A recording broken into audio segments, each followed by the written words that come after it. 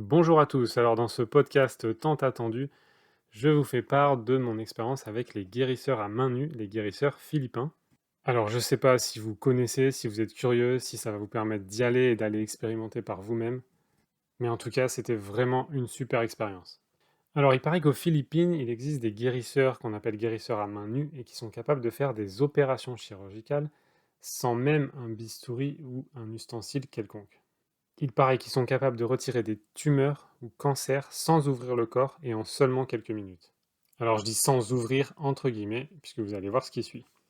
Alors voilà mon parcours de il paraît que à la réalité. Quand j'ai découvert cette information sur les guérisseurs, j'ai commencé à me renseigner et à regarder des vidéos sur ces fameux guérisseurs à main nue justement. Et puis en fait, c'est mes croyances d'Européens qui en ont pris un coup. Heureusement pour moi, j'étais quand même bien avancé en développement personnel et de plus en plus ouvert à une expansion de mon esprit et à ce que je connais pas. Et je me suis dit, et si c'était vrai? J'avais pas envie de faire juste comme certains qui décrètent que c'est du charlatanisme ou encore qui disent que c'est pas possible, ou encore qui pensent que c'est peut-être possible mais qui ne vont jamais aller s'en assurer. Parce que finalement, c'est ces derniers qui se retrouvent souvent sur des traitements de la médecine standard dès qu'un problème de santé plus important survient. Et moi, c'est hors de question que je fasse comme ça. Alors je me suis dit, il faut que j'aille expérimenter ça de première main. Du coup, je me suis renseigné, exactement comme vous êtes en train de le faire en ce moment. Je me suis préparé et j'ai pris un avion pour les Philippines. Je peux vous dire qu'à ce jour, mes croyances sont transformées, bouleversées. La vision que j'ai du corps humain, de la maladie et de la guérison est changée à jamais.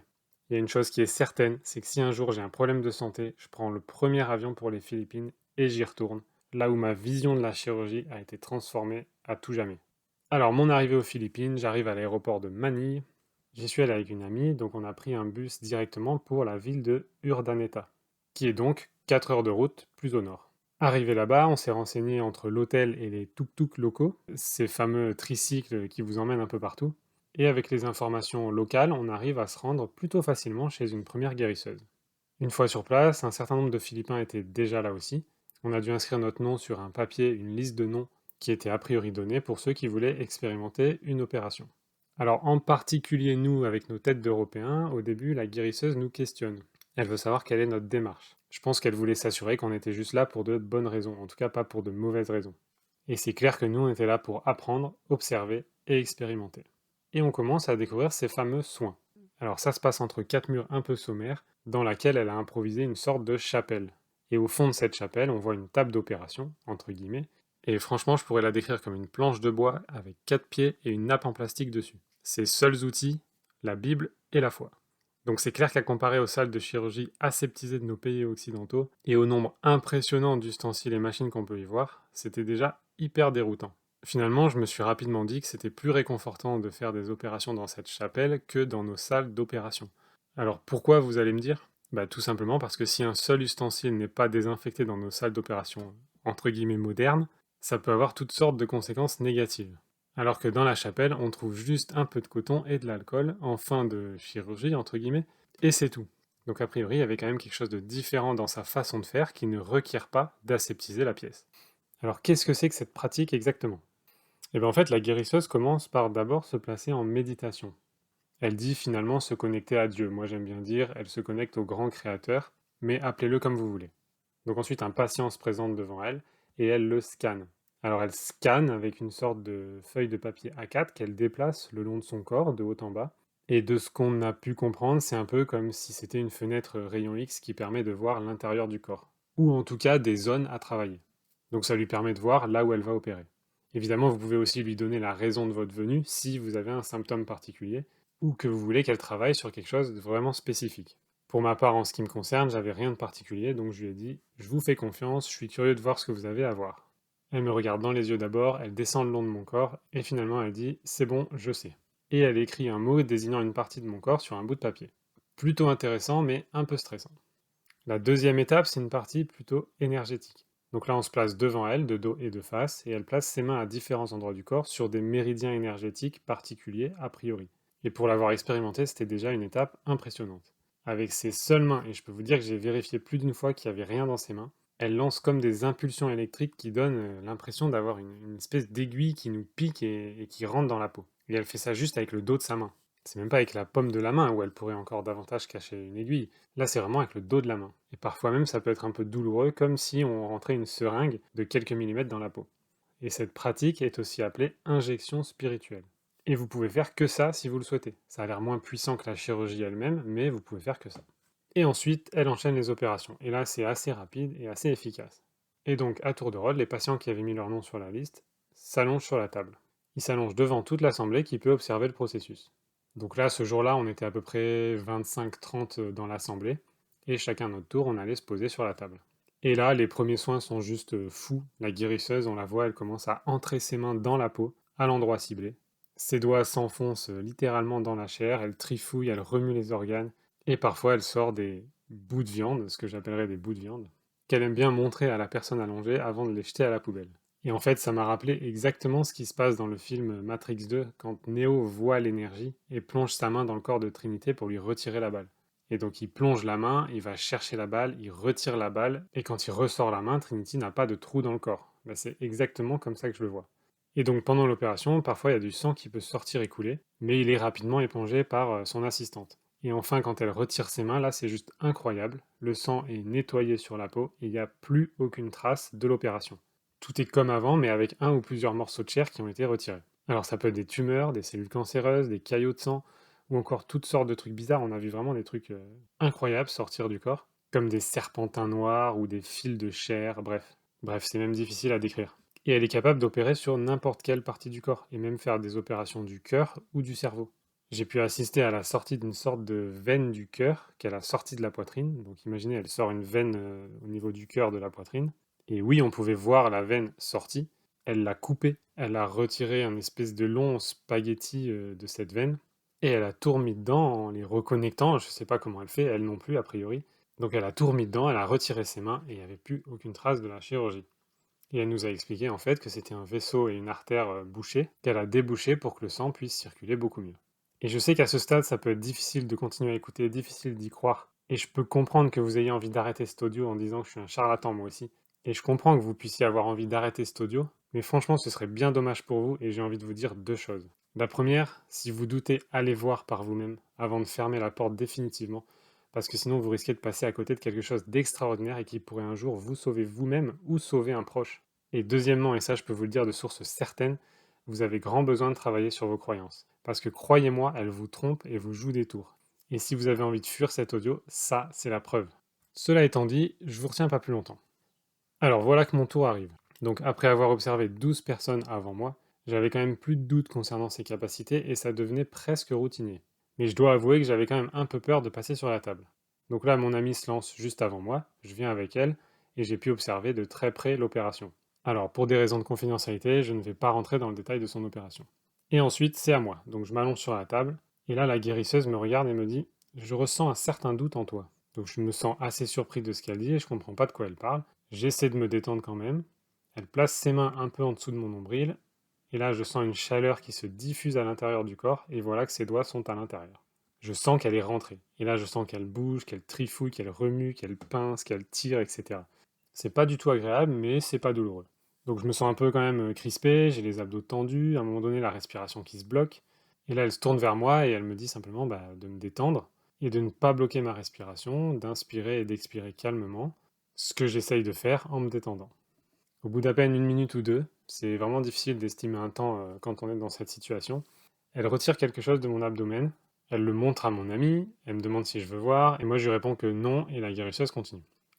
J'étais vraiment pas assez serein pour regarder ça. Finalement, elle retire ses doigts de mon bas-ventre, l'assistante nettoie le sang, et là, tout est comme avant, en surface en tout cas.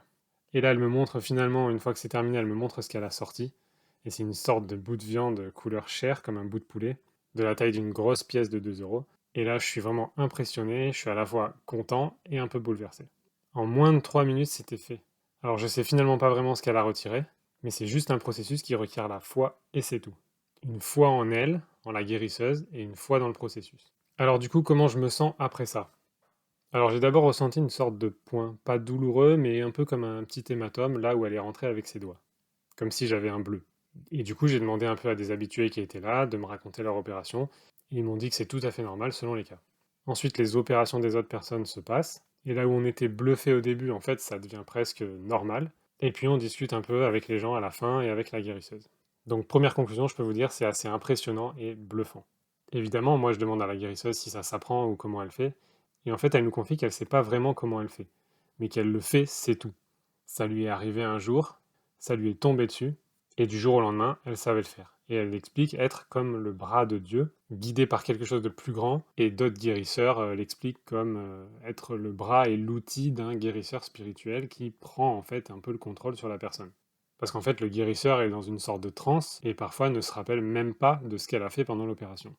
Donc je continue sur comment je me sens. Donc du coup un peu plus tard on rentre vers notre hôtel et là sur le chemin du retour je me sens de plus en plus bouleversé sans vraiment comprendre ce qui se passe. Je sens comme si ma conscience est vraiment à l'intérieur de moi, je parle plus, je sais même pas si je pense à tout ou à rien. Mes réflexions sont complètement floues et je me questionne sur mon fameux doute qu'elle a perçu. Qu'est-ce que c'est que ce doute qu'elle a vu? Il n'y a plus rien qui est clair et je me sens complètement remué et retourné. Et finalement, en me connectant mentalement au point au bas du bas-ventre, à ce moment-là, il y a l'émotion qui se met à monter et sans pouvoir contrôler, bah, je me mets à pleurer, littéralement, dans le tuk-tuk qui nous ramenait à l'hôtel. Donc je me retiens pas parce que pour moi, c'est toujours un indicateur que quelque chose d'important énergétiquement vient de lâcher.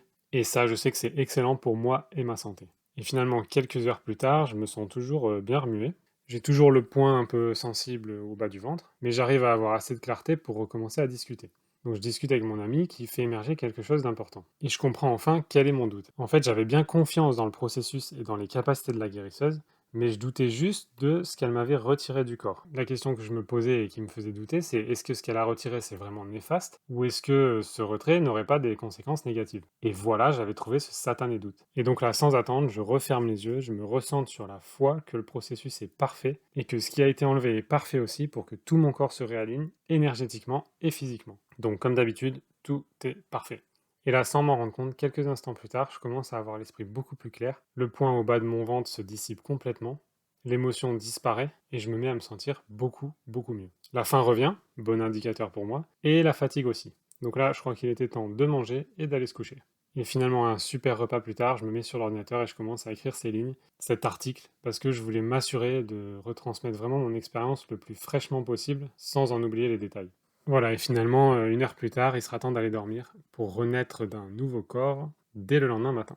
Alors, quelles seraient les restrictions de ces opérations?